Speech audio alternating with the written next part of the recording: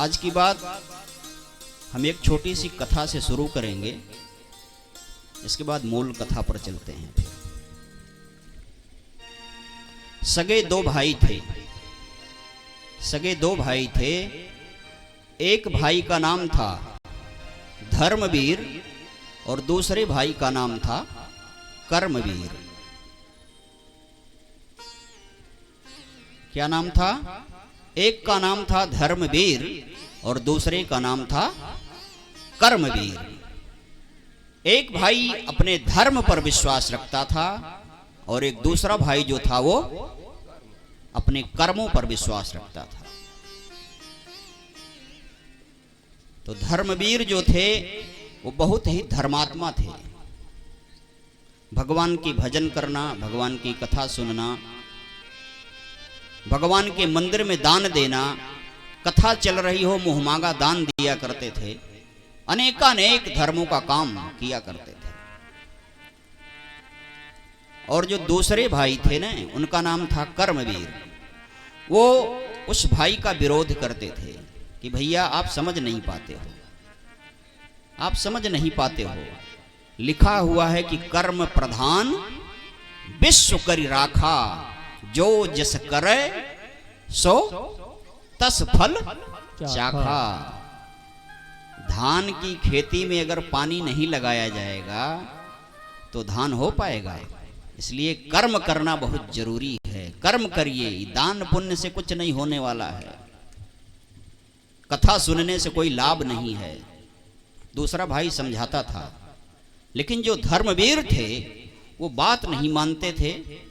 वो अपना धर्म का कार्य हमेशा किया करते थे। चिंता होती थी कि हमारा जो ये कर्मवीर भाई है इसका उद्धार कैसे होगा। ये तो भगवान को मानता ही नहीं है, मंदिर जाना ही नहीं चाहता है, कथा में जाना ही नहीं चाहता है, दान पुण्य करेगा ही नहीं, विरोध करता है। इसका कल्याण कैसे होगा? और सही बताऊं तो भाई को चिंता करनी चाहिए कि हमारे भाई का कल्याण कैसे हो, उत्थान कैसे हो इसका। लेकिन विडंबना है कि आज के सगे भाई ही पतन कैसे हो जाए हमारे भाई का, इसकी मटिया पलीत कैसे हो जाए, इसमें दिमाग लगाते हैं। ये खुश होकर के कैसे जी रहा है।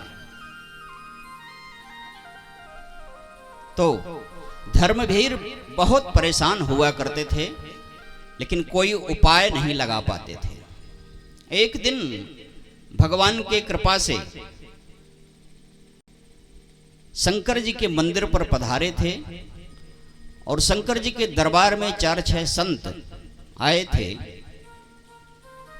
और संतों का सत्संग चल रहा था। धर्मवीर उसमें बैठे। सत्संग जब समाप्त हुआ तो हाथ जोड़ करके संतों के पास गए। महाराज, एक आग्रह है आपसे। संतों ने कहा बताइए। कहे महाराज, हम तो कुछ न कुछ भजन भाव कर लेते हैं भगवान की कृपा से, लेकिन एक हमारा भाई है, वो बिल्कुल भजन नहीं करता है, बिल्कुल भगवान को मानता ही नहीं है, धर्म कार्य में उसकी बिल्कुल रुचि ही नहीं होती है। कोई उपाय कर देते उसका भी कल्याण हो जाता। संतों ने कहा तो महाराज, तो इसीलिए तो हम लोगों का जन्म हुआ है। संत लोग तो इसीलिए होते ही हैं कि सबका कल्याण करा दें। संत सरल चित और जगत हित। देखिए, साधु की परिभाषा यही है। साधु माने ये नहीं होता है कि कुर्ता धोती पहने, 10-15 माला पहने, ये पूरे माथे भर चंदन पोते, कमंडल ले ले, है ना, उसे साधु नहीं कहते हैं। साधु की परिभाषा है कि जो संत सरल चित्त का हो, जो चाहे वो उससे बात कर ले, सबसे मिल ले, सबके यहाँ चला जाए।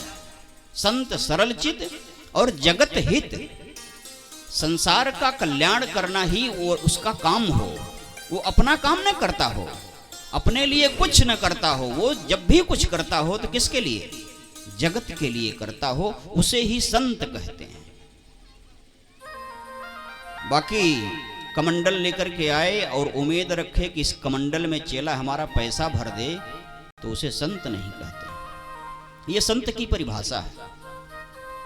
और संत अगर इस जगत में न होते ना तो जगत अब तक खत्म हो चुका होता। बहुत सारे संत हैं लेकिन असंत भी उससे ज्यादा टहल रहे हैं, इसीलिए हम लोग पहचान नहीं कर पाते।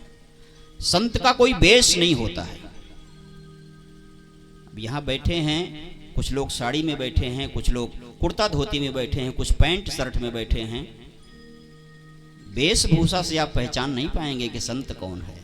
वेशभूषा तो महाराज कालनेमी इतना बढ़िया वेशभूषा बनाया था ना कि हनुमान जी को गुमराह कर दिया था। हनुमान जी जैसो वेशभूषा साधु का कुछ नहीं होता है, उसका आचरण होता है, उसका कैरेक्टर होता है, साधु का आचरण होता है। तो बड़ा भाई जब आग्रह किया ना संतों से कि महाराज कुछ उपाय कर देते, हमारे भैया का कल्याण हो जाता। संतों ने कहा महाराज बस इसीलिए तो हम टहल रहे हैं, आप आदेश किए हैं तो बस ले चलिए अपने घर पर, अपने घर पे ले चलिए। तो धर्मवीर ने कहा कि महाराज घर पे तो ले चलूंगा, लेकिन मेरा भाई बहुत बड़ा विरोधी है संतों का। चलने के बाद हो न आपको कुछ अपशब्द बोल जाए, कुछ ऐसी बात बोल जाए कि आप कष्ट में होकर के आशीर्वाद के बजाय श्राप न दे दें। संतों ने कहा नहीं नहीं नहीं ऐसा कुछ नहीं होगा, आप लेके चलो मुझे। धर्मवीर संतों को लेकर के अपने घर पर गया और कहा महाराज आप लोग यहीं थोड़ा ठहर जाइए, घर के दूर ही ठहरा दिया।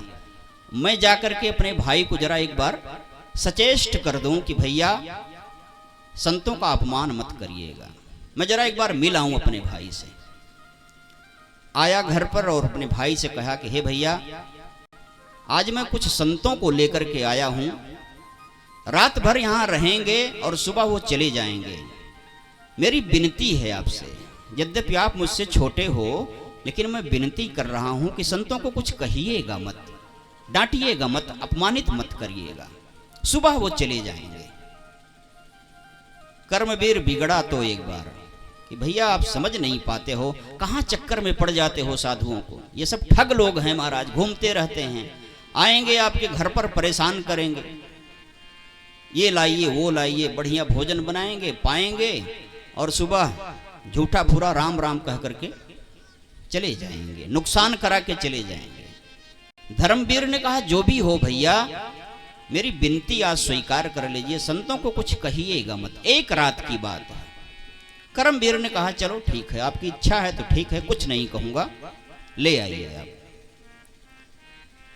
धर्मवीर ने कहा एक काम कर दीजिए आप कमरे में चले जाइए, रात भर कमरे में रह लीजिए, बाहर मत आइएगा, सुबह जब संत चले जाएं तो आ जाइएगा, फिर नहीं तो आप मानोगे नहीं, कुछ न कुछ कह जरूर दोगे। कर्मवीर जो है कमरे में चला गया, अपने कमरे में ही भोजन किया और रात को विश्राम किया। संत लोग पधार गए घर पे। संत जब पधारे न तो धर्मवीर ने उनकी सारी व्यवस्था बनाई, भोजन आदि की व्यवस्था बनाई। संत लोग प्रसाद तैयार किए और कहे कि भैया आपका भाई कहाँ है, बुलाइए उससे भी प्रसाद ले ले। तो धर्मवीर ने कहा कि महाराज उसे न बुलाया जाए तो ठीक है, प्रसाद दे दीजिए मैं उसे पहुंचा दूंगा। संतों ने कहा ठीक है कोई बात नहीं। संतों ने प्रसाद पाए और कर्मवीर के लिए भी प्रसाद उसमें से दिया कि ले जाकर के अपने भाई को पवा दीजिए प्रसाद। धर्मवीर लेकर के गया और कर्मवीर से कहा कि भैया ये प्रसाद खा लीजिए, भोजन है पा लीजिए। कर्मवीर ने कहा चलो, वैसे इन लोगों का बनाया खाना तो नहीं चाहिए, लेकिन अब आप कह रहे हो तो खा ले रहा हूं, पा ले रहा हूं। पा लिया प्रसाद। प्रसाद पा करके सोया। सुबह हो गई। सुबह जब हुआ तो संतों ने कहा कि भैया अब तो बुलाओ अपने छोटे भाई को, कर्मवीर को बुला तो दो, एक बार देख तो लें उसे, दर्शन तो कर लें। धर्मवीर कह रहा महाराज चले जाइए आप लोग, कृपा हो गई, हो सकता है कुछ गड़बड़ हो जाए। संतों ने कहा ना, अब आपका नमक खाए हैं हम, बिना मिले तो नहीं जाएंगे। कर्मवीर से जब तक मिल नहीं लेंगे जाएंगे नहीं हम। बहुत देर तक रुके रहे, अब कर्मवीर अंदर से निकले ही नहीं। वो कहे मैं नहीं आने वाला हूं, जब ये लोग चले जाएंगे तभी मैं बाहर आऊंगा। बहुत देर हो गई और जो महात्मा थे बाकी चले गए। उसमें से एक महात्मा वो हठी थे महाराज, वो रुक गए। कहे मैं जब तक कर्मवीर का दर्शन नहीं कर लूंगा तब तक जाऊंगा नहीं। धर्मवीर प्रसन्न हुआ कि कैसे क्या करें, कर्मवीर निकलने वाला नहीं है और महाराज हठी हैं, जाने वाले नहीं हैं। कहा तुम दरवाजा खोलो, मैं वहीं चल करके मिलता हूं। संत ने कहा आप दरवाजा खोल दो।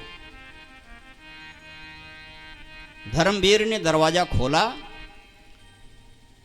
और जो संत थे वो थोड़ा बलवान भी थे। संत लोग बलवान भी होते हैं महाराज, ऐसा नहीं कि संत माने बस खाली वो तपस्या करके बलवान भी हो जाते हैं। संत ने क्या किया, कर्मवीर को जबरदस्ती पकड़ा। और कर्मवीर पहलवान आदमी था थोड़ा, लेकिन संत भी पहलवान थे। दोनों में क्या हुआ, लड़ाई हो गई महाराज, और पटका पटकी शुरू हो गई। वो निकले ही न बाहर। संत उसको जबरदस्ती हठात खींच करके बाहर ले आए और उठा करके पटक दिया। पटक करके सीने पर बैठ गए और कहे बोल, राम राम तो बोलना पड़ेगा तुमको। कहा मैं बोल नहीं सकता, जितने जल्दी हो मुझे छोड़ दो, मैं बोलने वाला नहीं हूं। संत ने कहा नहीं, तुम्हें बुलवा करके ही मैं रहूंगा। दबाया जब कस के ने तो कहा एक बार बोल दे राम। तो जब वो जान गया कर्मवीर की मेरी प्राण हत्या हो जाएगी, तो बड़ी जोर से चिल्लाया राम राम। कहा जब तो संत ने कहा जाओ, अब हो गया तेरा, अब तेरा काम हो जाएगा। छोड़ दिया महाराज, छोड़ करके संत चले गए। लेकिन जब वो बोला न तो उसके कान में कहा, संत ने क्या कहा कि इसको बेचना मत। एक बात कह दिया कि इसको बेचना मत कभी। कर्मवीर ने कहा कि इसका ग्राहक भी कोई है क्या? चलो आप कह रहे हो तो इसे नहीं बेचूंगा। संत चले गए। भगवान की इच्छा से जब उस कर्मवीर की शरीर छूट गई, शांत हो गई, तो यमराज आए और उसे लेकर के अपने धाम को गए। और उसका रजिस्टर जब खोला गया न, तो जीवन में कोई पुण्य काम किया ही नहीं था। वो कोई पुण्य काम नहीं किया था। उलट पलट के जब रजिस्टर देखा गया तो उसमें लिखा था कि जबरदस्ती करने पर कर्मवीर ने एक बार राम बोला है।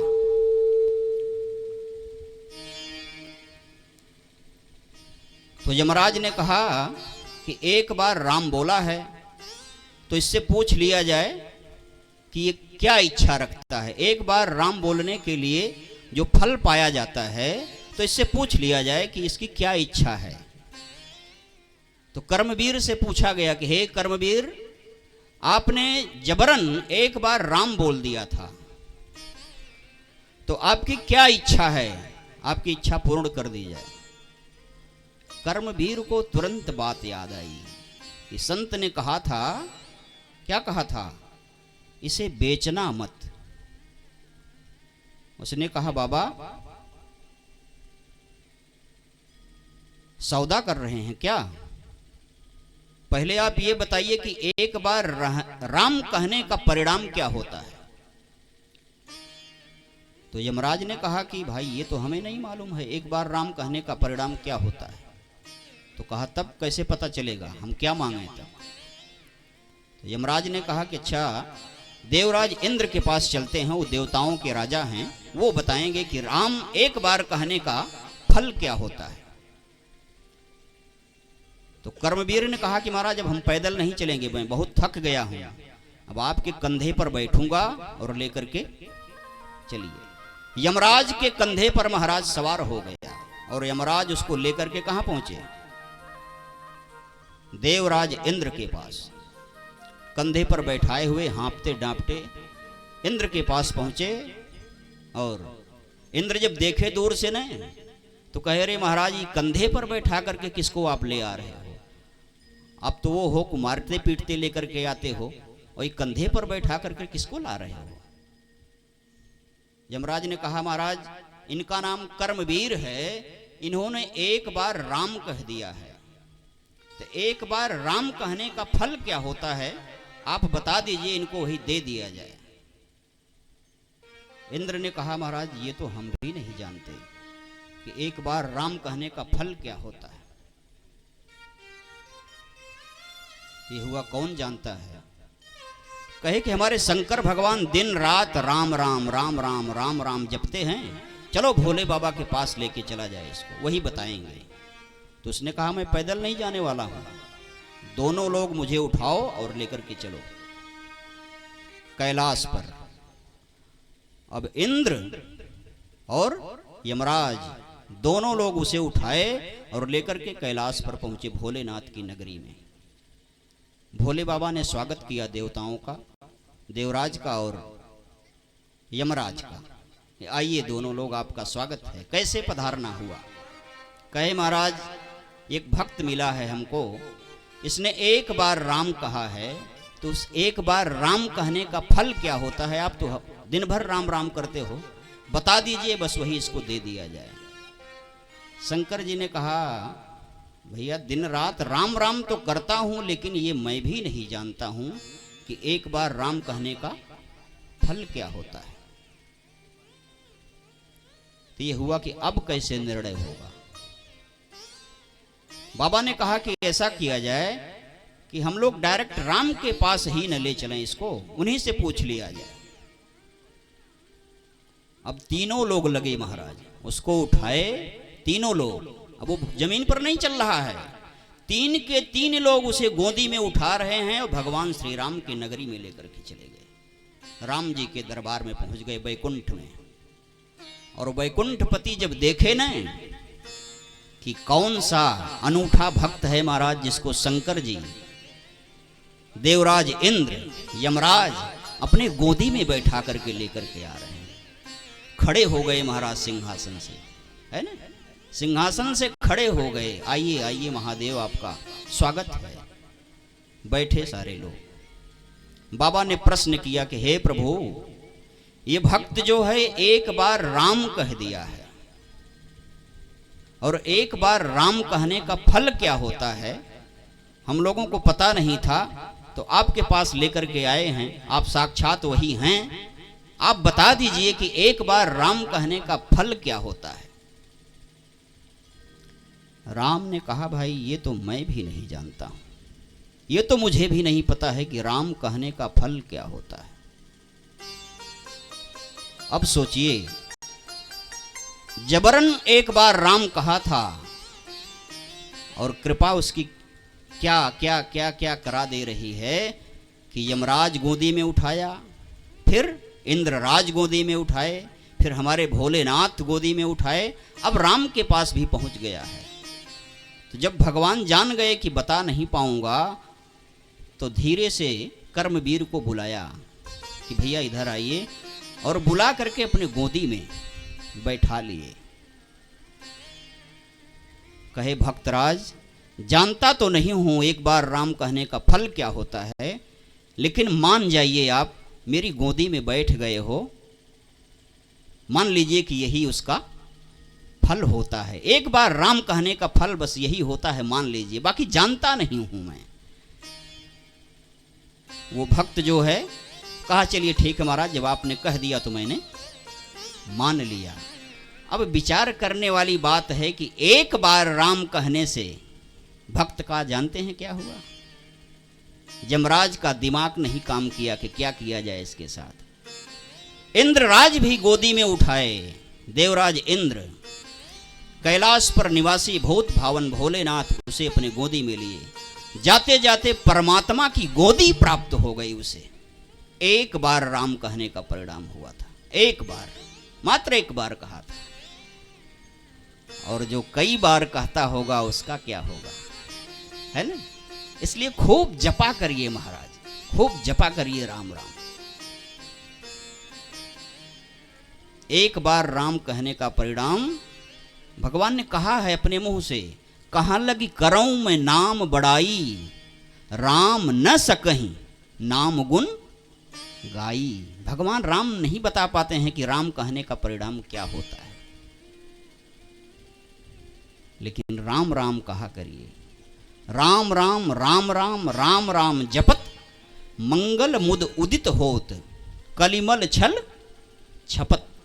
जितने भी दोष होंगे, जितने भी अवगुण होंगे, जितने भी पाप होंगे हमारे शरीर के अंदर, राम राम कहने से क्या होगा, सब खत्म हो जाएगा। और जितने मंगल रुके होंगे वो सब मंगल होना शुरू हो जाएंगे। जानते हैं, बाबा ने एक दोहा लिखा है कि तुलसी रा के कहत ही, रा कहने से क्या होता है, तुलसी रा के कहत ही निकसत पाप पहाड़। जब रा कहते हैं तो मुंह खुल जाता है। जब मुंह खुलता है ना तो अंदर जितना पाप रूपी पहाड़ है सब बाहर आ जाता है। तुलसी रा के कहत ही निकसत पाप पहाड़, और पुनि भीतर आवत नहीं, क्यों, देत मकार क्यवार। माँ कहने से तुरंत मुंह बंद हो जाता है। बाहर निकला हुआ पाप अंदर नहीं आ पाता है। ठीक ना? तो कोई ऐसा व्यक्ति नहीं होगा कि जो पाप ना किया हो। विचार करिएगा, मैं आपको पापी नहीं कह रहा हूं, मैं पापी नहीं कह रहा हूं, अपने को भी कह रहा हूं, सबको कह रहा हूं। इस चैनल के माध्यम से जो भी कथा सुन रहे होंगे, सबसे मेरी आग्रह है कि हाथ रख करके सीने पर सोचिएगा कि क्या मुझसे कोई पाप हुआ है कि नहीं हुआ है। खुद सोचिएगा, तो अंत में निर्णय आप लोग यही लेंगे कि हाँ, हुआ जरूर।